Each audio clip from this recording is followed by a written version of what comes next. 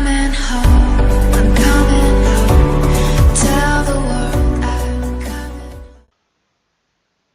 Hello guys, my name is Juan Jose. How are you? Now I will be giving you today a tutorial on Flight Simulator 2004, the Definitive Flight Simulator 2004 Tweaking Guide. Okay, I know what you're thinking, Flight Simulator 2004 Tweaking Guide. This is 2018 already. It's been roughly 15 years since the official launching of Flight Simulator 2004, blah blah. Well, here's a fact. According to some statistics carried out by sites of flight simulation, a portion around 10 to 15% of the flight sim community still uses Flight Simulator 2004 as their go-to platform. So this is because Flight Simulator 2004, believe it or not, is still a platform supported by third-party add-on developers up to this date. And it's got a lot of high quality of those add-ons, which combined with some of these tweaks I'm gonna show you, make for a more than acceptable flight simming experience. So this tutorial is for them and for newcomers to flight simulation who don't own a high-end computer capable of running FSX, P3D or X-Plane. Welcome. Alright, so let's assume you have already installed Flight Simulator 2004 in your system and you have installed its 9.1 patch, which is a must-have patch, so you need to install that first. And so you are ready for pre-configuration. So in order to actually see how much improvement this will make in your, how much impact it will make in your system, you first need to run Flight Simulator 2004 at a default airport with the default Cessna, which is what we're gonna do right now. And you have to press Shift Z, the Shift C letter twice, so you can see after that how much frames per second your system is drawing. Right, so we are at Seattle Airport with the Cessna 172, the default flight, the default aircraft, and we must press Shift C twice. So we get this over here, frames/second. And as you can see, I am drawing between 70, 80 to 100 frames per second, and that's because I have a very powerful system. So that's not your case maybe. So you need to take notes of that number, whether it be 10, 20, and take notes so we can compare when the video ends after we have done the tweaks, so you can actually see how much improvement it will make in performance. Alright, close Flight Simulator 2004, exit, yes, close it, and we wait for the program to close and we go to computer. We need to locate our Flight Simulator 9.config file. Whoops, not a problem. Okay, we need to locate the fs9.cfg file, which we will find in C, users, your username, AppData, roaming, Microsoft, and fs9 folder, which I can show you here. Local disk, which is C, and users, my user, and AppData, roaming, Microsoft, Flight Simulator 9. So here, fs9.cfg, this is the file that we will need to edit in order to get those tweakings going. So one thing I forgot to mention is that in some systems, by default, in Windows 7 in my case, this AppData folder is a hidden folder. So you gotta first access the toolbar where it says Tools, Folder Options, View tab, Hidden Files and Folders, and make sure Show Hidden Files, Folders and Drives option is checked. Hit Apply. I don't have to because I have already set up that option, and then hit OK. After that you will be able to see AppData folder, then you have to click roaming, then you have to search for Microsoft. I'm gonna leave the address so you can easily access it.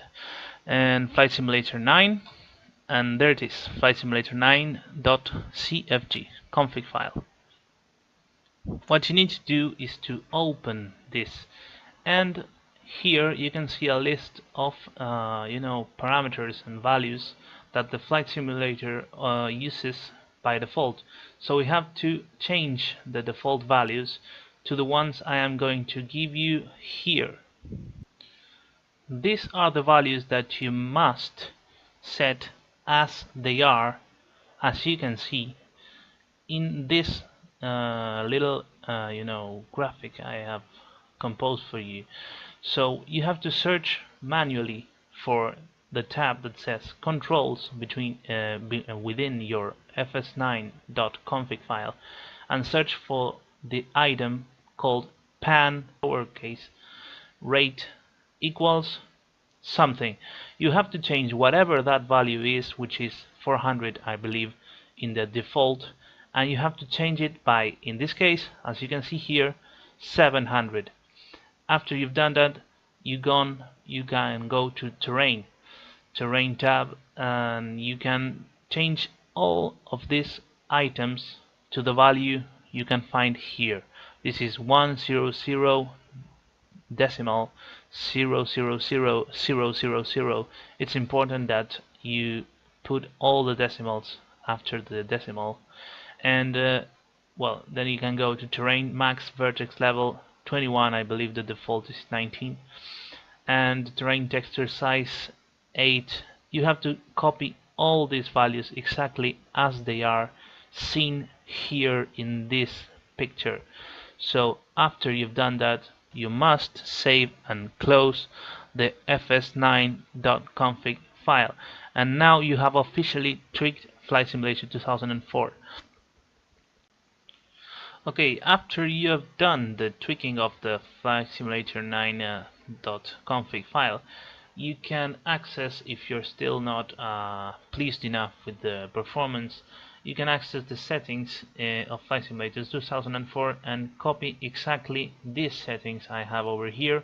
I'm going to leave each tab of scenery, aircraft, weather and hardware on for about 5 seconds each, so you can copy and pause the video and copy exactly what I have.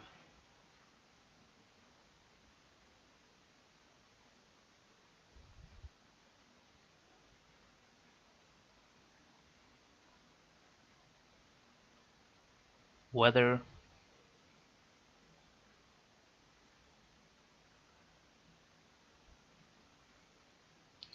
and finally hardware.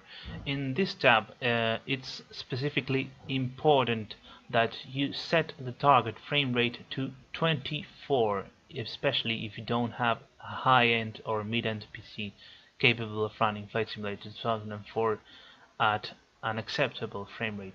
So set the target frame rate to 24, and you have to set the resolution to the one native of your monitor. So I would, if I were you, I would Google up my monitor, the monitor you have in your desktop PC, and see the specifications. And in my case, I have a 1024 by 768 resolution, so that's why I've chosen.